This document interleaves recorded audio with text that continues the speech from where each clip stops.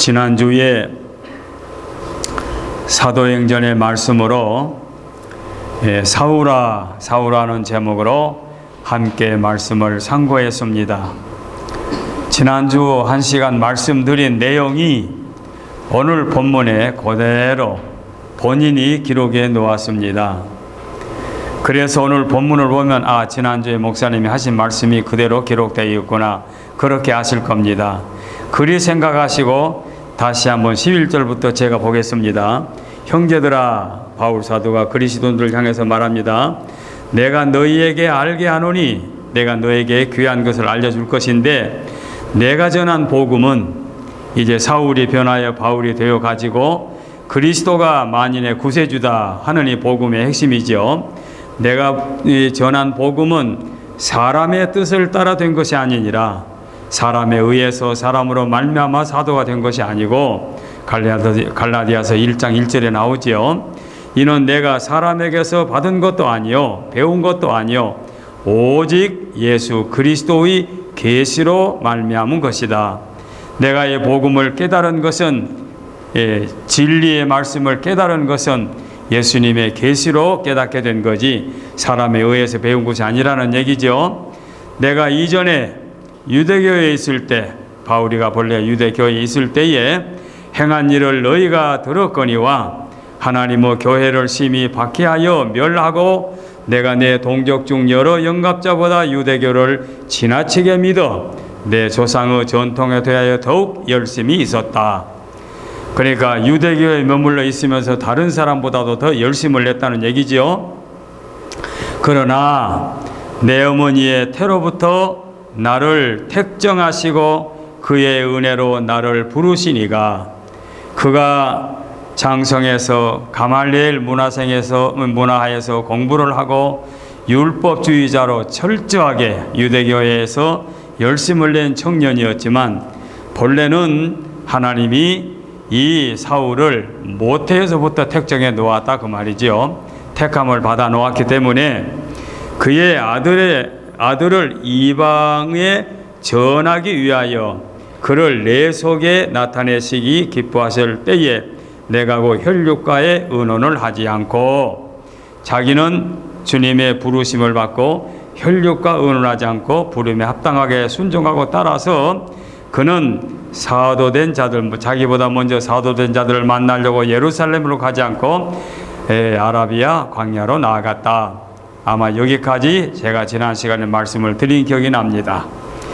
이제 오늘은 이 말씀 속에 보면은 내가 유대교에 있었다는 말씀이, 유대교라는 말이 두 번씩이나 반복이 되지 않습니까? 13절 14절에 이전에 유대교에 있을 때에 이런 말씀이 나오지요. 그래서 사울이가 유대교에 있었다가 바울이 변하여 기독교의 초석을 쌓은, 참으로 우리 초대 기독교에서 없어서는 안 될 위대한 인물로 이제 변하게 되었는데, 오늘은 사울의 그 놀라운 사상을 머릿속에 염두에 두시고 유대교와 기독교라는 제목으로 말씀을 쉽게 정리해서 드리려고 합니다.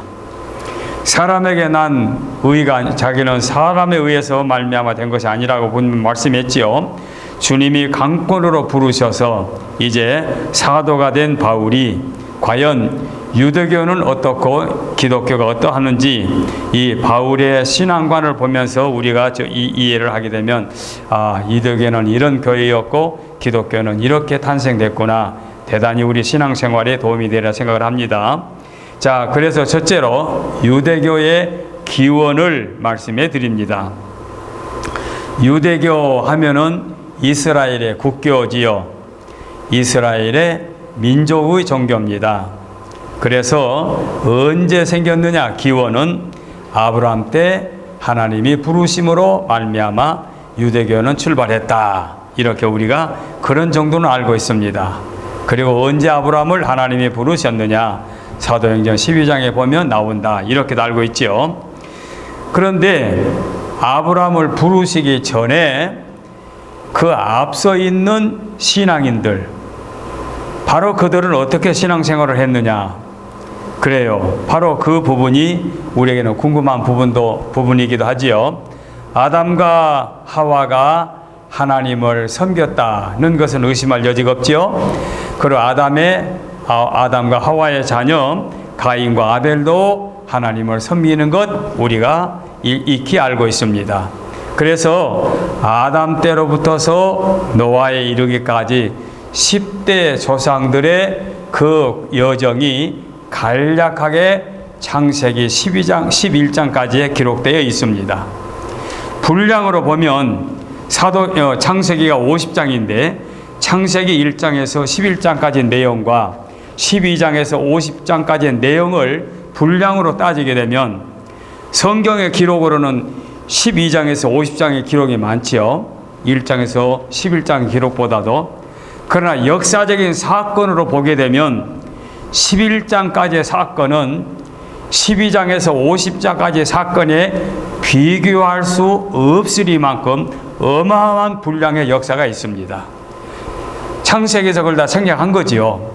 10대 조상들이 800년, 900년, 700년 살면서 자녀를 낳고 살았는데 그 많은 인류가 얼마나 많이 번성하며 지구상에 많은 사람들이 흩어져 살았겠습니까? 바로 이것을 그 정리한 분들의 말을 정리해 보면은 아담 때부터서 노아 때까지 10대 조상의 연도를 1056년으로 봅니다. 1056년 동안을 살았는데 그러면 인류는 얼마나 많이 번성했을까? 과학자들이 지난 역사를 더듬어 연구해 보면은 40년의 인구의 배가 팽창이 된다고 합니다. 그러니까 3천만의 인구가 40년이 되면 6천만이 된다는 얘기지요. 또 6천만의 인구가 또 40년이 되게 되면은 1억 2천만이 된다는 얘기죠. 이게 과학자들의 지금 계산법인데 그러면 1056년 동안 아담과 하와 두 사람으로부터 시작해 가지고 1056년 기간에 과연 얼마나 많은 인종이 살았을까? 이거 뭐 정확한 숫자는 그때 그 시대가 아니고는 알 수 없잖아요. 또 그때 그 시대도 그걸 인구를 조사하지 않았으면 어떻게 알겠습니까? 그러나 과학자들의 말에 의하면 1056년을 40년 단위로 계산해 보니까 제가 1040년까지의 계산으로 해 보니까 6,700, 8,864명이 나오더라고요. 물론 이 숫자는 과학자들의 말을 근거해서 계산한 법이니까 6,700만 명이 살았다. 그러면 6,700만 명의 인구가 노아 때까지 이 지구상에 살았는데 그들이 어떻게 살았기에 물의 심판을 받았느냐? 자, 얼마나 많은 죄를 범했기에 물의 심판으로 노아의 한 가족만 남겨놓고 다 멸망을 받았느냐? 거기에는 틀림없이 성적인 타락보다도 더 성행한 것이 우상숭배였을 것입니다. 왜냐? 우상숭배는 이제 또 요 뒤에서 나오겠습니다만은 하나님께서 본래 인간을 창조하실 때 영원을 사모할 수 있는 마음을 우리 인간의 심령속에 넣어줬어요. 그 영원을 사모하는 그 마음이 종교성이라 이렇게 학자들이 말하는데 저와 여러분의 마음속에는 종교심을 갖고 태어났습니다. 어린 갓난아이가 위기를 만나면 엄마 하고 찾지요. 왜 그렇습니까? 엄마의 태로부터서 10달 동안 성장해가지고 세상에 태어나서 엄마의 슬하에서 자라고 있습니다. 그러니 본능적으로 위험하다 싶으면 자기가 생각할 때 위험하다. 어린 갓난이가 위험하다 싶으면 엄마 찾아요. 바로 이와 마찬가지로 인간이 피조물로 지음을 받을 때, 창조함을 받을 때 하나님께서 종교심을 허락해 주셨기 때문에 인간은 위기를 만나면 신을 찾습니다. 그런데 고맙고도 다행스럽게도 유일신 하나님만 섬겼으면 왜 물의 심판을 받겠습니까? 그들의 종교심을 가지고 하나님을 망각해버리고 태양을 향해서, 달을 향해서, 바다를 향해서, 어느 그 물체를 향해서 자기를 도와주는 수호신이라고 생각하고 잡다한 우주 만물에 눈에 보이는 것, 눈에 보이지 아니한 것들을 신으로 섬기다 보니까 우상 숭배의 타락을 범하게 되고, 또 우상 숭배는 틀림없이 성적 방종도 함께 병행하게 되지요. 그렇게 해서 심판을 받게 되었으니 6천만 명의 무수한 사람들이 하나님의 물의 심판을 받게 된 것입니다. 이것은 이제 그 뒤에 말씀을 설명하려고 해본 말씀이고, 그 다음에 그러면 노아 때에 8 식구가 출발해가지고 아브라함 때까지를 연도로 얼마를 계산하느냐? 1002년으로 잡습니다. 그래 1002년을 잡고 보게 되니까 거기에는 3,300만 명 정도가 노아 때의 인구가 지구상에 살고 있는 것으로 나와 있습니다. 그러면 3,300만 명은 6천만 명보다 적다? 그게 아니고 3,300만 명 속에서 하나님께서 아브라함을 부르신 거예요. 아브라함을 부르셨는데, 아브라함을 부르실 때에 역시 아까 제가 뒤에 말씀드린다고 그랬죠. 얼마나 우상에 성행했는지 성경의 그 근거를 보여주고 있습니다. 자, 여호수아 24장을 한번 펴보세요. 이렇게 하면은 또 기억이 더 새로울 거니까. 여호수아 24장 찾으셨으면 2절을 누가 한번 큰 소리로 한번 읽어주세요. 여호수아 24장 2절. 여호수아가 모든 백성에게 이르되 이스라엘의 하나님 여호와께서 이같이 말씀하시기를 옛적에 너희의 조상들 곧 아브라함의 아버지 나홀의 아버지 데라가 강 저쪽에 거주하여 다른 신들을 섬겼으나. 예, 여기 보면은 아브라함의 아버지 나홀의 아버지 그랬죠. 아브라함의 아버지가 나홀이고 나홀의 아버지가 데라란 얘기가 아닙니다. 아브라함과 나홀은 형제입니다. 데라가 아버지입니다. 그래서 데라가 아브라함도 낳고 나홀도 낳고, 이미 일찍 세상을 떠나지만 하란도 낳습니다. 삼형제를 낳은 거예요. 그러니까 하란의 아들이 롯이 있죠. 아버지가 일찍 세상을 떠나니까 롯 조카는 아브라함이 데리고 갈대아 우르에서 나오지 않았습니까? 그런 의미에서 생각해 보면은 아브라함의 아버지 나홀의 아버지, 그 말은 아브라함과 나홀과 하란의 아버지인 데라, 그 말입니다. 데라가 강 저쪽에 거주할 때, 강 저쪽 부름받이 갈대아 우르를 말한 거죠. 다른 신을 섬겼으나 여러분, 우리 주일학 학생들도 늘 그런 말씀 하지요. 아브라함의 아버지가 우상을 만들어서 파는 우상 장사였는데 하나님이 부르셨다, 그런 말씀 어렸을 때도 많이 들어보셨을 거예요. 그때에도 우상을 섬기는 사람이 얼마나 성행했으면 아브라함의 집안에서까지도 우상을 섬기는 집안이었다, 그 말입니다. 그런데 거기서 하나님이 부르신 거예요. 그래서 그 아담과 하와로부터서 노아 때까지의 신앙을 그 원시 종교라고 한다면 아브라함 때에 하나님이 부르심으로 말미암아 유대교회는 비로소 출발이 된 겁니다. 자, 여기서 참고로 아브라함을 부르실 때에 데라가 세 아들을 낳았다고 그랬죠. 근데 아브라함의 아내가 누굽니까? 그러니까 이름만 대보세요. 사라가 누구지? 아브라함의 이복 동생이라고 그러지요. 그러니까 데라가 다른 여자에게서 낳은 딸이 사라가 있었습니다. 그런 딸과 아브라함이 결혼했으니 형제, 자매지요. 이복, 엄마가 다른 같은 아버지의 그 남매가 결혼하게 된 거지요. 이런 집안에서 이제 부르심을 받아가지고 하나님께서 아브라함으로부터 시작하여 유대 종교가 시작이 된 겁니다. 그래서 이 아브라함이 부르심을 받고 인도함을 받고 가나안 땅까지 정착하고, 가나안에서 그 아브라함, 이삭, 야곱, 그리고 12아들, 12알 중에 요셉이 먼저 애굽으로, 그 다음에 나머지 70여 명의 가족이 애굽으로 내려가서 400년 동안 살고 거기서 나왔다. 그래, 나와서 홍해를 건너서 광야의 시내산에서 하나님이 모세에게 율법을 허락하여 주심으로 하나님의 계명 율법이 이스라엘 백성들의 오경 경전 토라가 된 거다. 이렇게 우리가 알고 있습니다.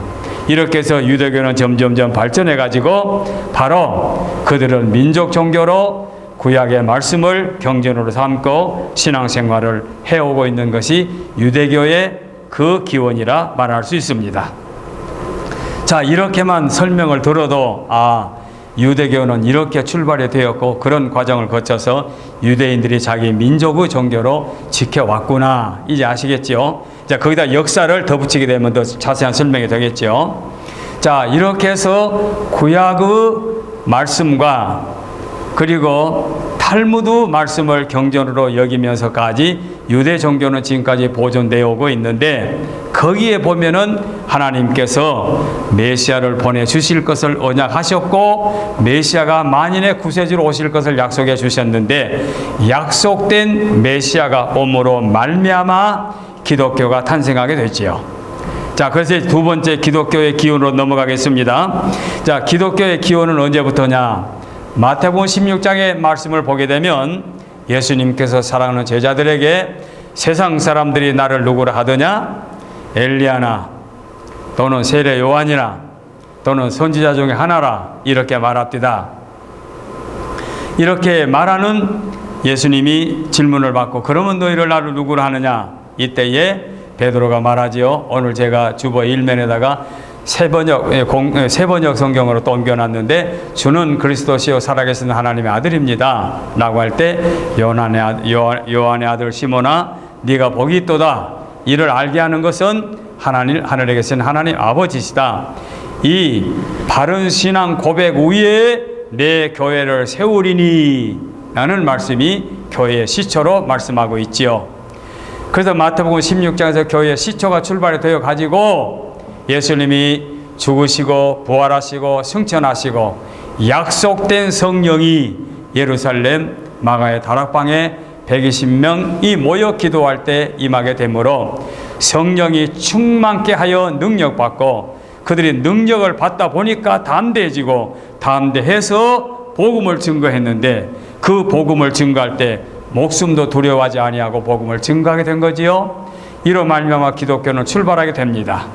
초대 교회는 유무상통이라고 말했죠. 그래서 부자들이 자기의 재산을 가져와 가지고 가난한 사람들과 함께 공동체 운영을 하고 있습니다. 그래서 요즘도 젊은 성도님들은 공동체란 말을 많이 쓰지 않습니까? 공동체. 그래서 그리스도 안에서는 하나가 되어서 한 가족으로 그들이 매일 모이면 예수님의 몸과 피를 기념해서 성찬에 참여하고 또 나가면 전도하고 이렇게 해서 복음이 출발하게 되는데 이렇게 하니 유대인들이 가만히 있습니까? 박해하게 되지요. 박해하게 되니까 교인들이 흩어지게 되고 또 예루살렘에는 순교자가 나오고 흩어져 다른 지방으로 가서 그곳에서 또 복음을 증가하다 보면 또 그곳에 교회가 생기고 그래서 안디옥 교회도 생기게 되고 드디어 아까 말씀드린 사울이 변하여 바울이 되어가지고 안디옥에서 파송을 받아가지고 그가 아시아에는 7교회가 세워질 정도로 세계의 교회가 점점점 나아가게 된 겁니다. 초대교회는 이렇게 해서 탄생해서 지금 우리가 2028년의 역사를 가지고 있습니다. 그 기독교 역사 중에 300년까지는 말할 수 없는 핍박과 고난과 박해와 순교의 길을 걸어왔지요. 그러나 우리 주님이 확실하게 이 땅에 오셔서 십자가의 공로로 인간을 죄에서 구원해 주시는 놀라운 역사적인 사건을 사도들이 증거했고 그 후에 사도들이 세상을 떠난 다음에 속사도들이 또 증거했고 속사도 시대가 끝나게 되니까 또 감독 시대가 돼서 폴리갑 같은 위대한 감독이 또 복음을 증거해서 그야말로 300년의 역사가 흘렀는데 로마에서 기적적으로 기독교를 받아들임으로 말미암아 기독교가 로마화된 것은 또 문제가 없잖아 있습니다만은 그때부터서 기독교는 세계적으로 복음을 더 활발하게 전파하게 되지요. 그래서 서방 종교, 동방 종교로 나눠지게 되고 그래서 이 기독교가 점점점 나아가서 중세 기독교가 팽창할 때에 유대교가 탄압을 당하죠. 왜? 유대교 당신들이 우리 예수님을 십자가에 못 박혀 죽였다. 그 탄압한 그 과정 속에서 독일의 히틀러 같은 사람이 유대인을 학살한 원인도 거기 있고 30년 종교 전쟁도 그래서 역사 속에 남아 있고 그 다음에 십자군 전쟁도 1차, 2차, 3차가 이어지게 된 줄로 압니다. 그래 유대 종교 지도자들은 이 자기들이 적으로 몇 사람을 생각하느냐. 첫째 나사렛 예수, 두 번째는 십자군 전쟁을 일으켰던 로마의 황제, 세 번째는 종교 개혁자 루터를 3대 적으로 생각할 정도로 아주 증오하지요. 그런가 하면은 또 루터 같은 사람은 탈무드를 갈아낀 사람은 사형에 처해야 된다 할 정도로 또 이 캐토릭을 또 증오하는 그런 경우가 있죠. 이런 역사적인 과정과 피 흘리는 순교와 탄압과 박해 속에서 유대교가 기독교를 적대시하고 이단시하면서 봐주지 않는 것처럼 또 이 기독교가 성행할 때는 이 유대교를 탄압했던 역사 속에 2000년의 역사가 흘러왔습니다. 이렇게 우리가 유대교와 우리 기독교의 역사를 간략하게나마 이렇게 소개를 하면서 이제 다음 시간에는 율법과 복음에 관해서 설명하고 또 이제 그 다음에는 복음의 핵심에서 바울 사도가 가르치는 하나님의 의와 인간의 의 그리고 기독교의 핵심 교리로 말씀을 이어지도록 하겠습니다. 오늘은 이제 세 번째 대조로는 그러면 유대교와 기독교의 큰 차이가 뭐냐. 지난주부터 오늘의 주보에 제가 연재했습니다마는 큰 차이가 뭐냐. 신관에 있어서 유대교에서는 유일신 하나님 오직 한 분이다. 나 외에 다른 신을 두지 말라. 오직 한 분. 그런데 우리 기독교에서는 한 분 하나님이신데 유대교 하나님과 뭐가 다르냐? 우리는 삼위일체 하나님을 믿는다. 한 분은 한 분인데 하나님이 세 위로 나타나 준 것뿐이고 그분은 한 분이시다. 그래서 거룩하신 성부 하나님 그리고 성자 예수님 그리고 성령님 해서 한 분 하나님을 믿는다. 근데 유대교에서는 도무지 용납하지 않습니다. 그럴 수가 없다는 겁니다. 그것은 삼신을 믿는 거지 우리가 믿는 한 분 하나님을 믿는 그런 하나님 아니란 거지요. 그렇지요. 그들이 그렇게 주장하면 그분들이 지어오는 하나님과 우리 하나님은 다릅니다. 또 무슬림에서 알라를 믿는 사람 또 개념이 또 다르겠지만 그러면 어떻게 다르냐? 우리는 한 분 하나님이 세 위로 나타나신다. 성부 하나님, 창조주 하나님, 성자 예수님, 구속자 예수님, 성령 예수님, 지금 이 시대에 이 땅에 오셔서 우리 심령 속에 임재하셔서 거룩하신 하나님의 영이 내 마음속에 임재하셔서 나의 주인이 되시고 나는 주님의 종이 되어서 나는 주의 말씀에 순종하는 거룩한 삶을 사는 변화된 삶을 살 수 있는 그 놀라운 역사가 성령의 역사다. 그래서 우리는 삼위일체 하나님을 믿는다. 이게 다른 거죠. 그런데 그분들은 그걸 용납을 안 해요. 아무리 쉽게 설명해도 이해를 받아주질 않아요. 예를 들어서 제가 지금 한 사람이 분명히 제가 한 사람이 있습니다는 제가 아내에게는 남편 아닙니까? 자녀들에게는 내가 아버지가 되겠지요. 또 여러분들은 제가 당회장 목사가 되겠죠. 한 분인데도 그 위치에 따라 다르잖아요. 또 내 손자들 내가 할아버지가 아니겠습니까? 내가 시장에 가면 나를 또 물건을 사는 하나의 상인이 아니겠습니까? 이런 식으로 이해를 하면 되는데 그걸 이해를 안 하고 한 분 하나님이다. 여지부동이에요. 그게 다른 거예요. 이렇게 신관이 다르다 보니까 이어서 뭐가 다르냐? 그들은 예수님 구세주 하나님의 약속의 메시아를 인정하지 않다 보니까 이 기독론도 달라요. 우리는 예수님을 통하여 예수님이 우리의 죄값을 지불하여 우리가 죄의 사함을 받고 구원함을 받았다. 그런데 그들은 아니다. 인간은 본래 선하게 지음을 받았는데 우리는 선을 택할 수 있는 자유의지도 악을 택할 수 있는 자유의지도 하나님이 부여해 주셨는데 삶의 여건 속에서 악을 택하다 보니까 죄인이 된 거고 그 죄인의 반절에서 회개하고 하나님 말씀을 묵상하고 하나님을 믿게 되면 경건한 사람, 신령한 사람, 선한 사람을 받기 위해서 구원받는다. 우리의 구원과는 정반대지요. 우리는 인간은 전혀 가능성이 없다. 전적으로 타락했다. 전적으로 부패했다. 우리는 완전히 부패했기 때문에 우리는 소생할 힘이 없다. 하나님께서 메시아를 통하여 구원의 길로 인도해 주셔야만 우리는 구원함을 받는다.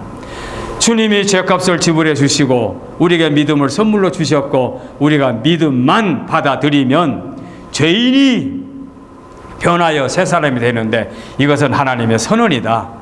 하나님께서 네가 믿음으로 말미암아 의인이 되었다. 법적 선포로 말미암아 의인이 되어 그래서 의인은 오직 믿음으로 말미암아 살리라. 이렇게 되는데 그게 신관이 바뀌다 보니까 다 차이가 있다 보니까 구원관도 바뀌게 되는 거지요.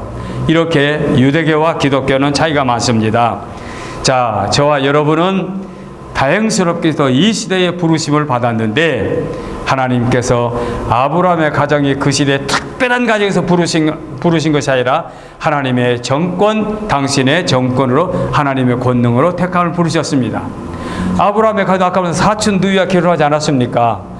또 아까 제가 보았던 데라가 세 아들을 낳았지 않습니까? 세 아들 중에서 하란은 먼저 생을 떠났다고 그랬죠. 그런데 하란이 세 자매를 낳았는데 롯 아들을 낳고 두 딸 밀가와 이스가를 낳았잖아요. 그런데 그 데라의 둘째 아들 나홀이 누구에게 결혼을 했느냐? 자기 동생의 딸 롯의 동생 밀가와 결혼하지 않았습니까? 그러니까 지금으로 보면은 그렇게 우리의 기준으로 보게 되면 의로운 가정이 아니에요. 그런데 하나님이 택해 주신 거예요.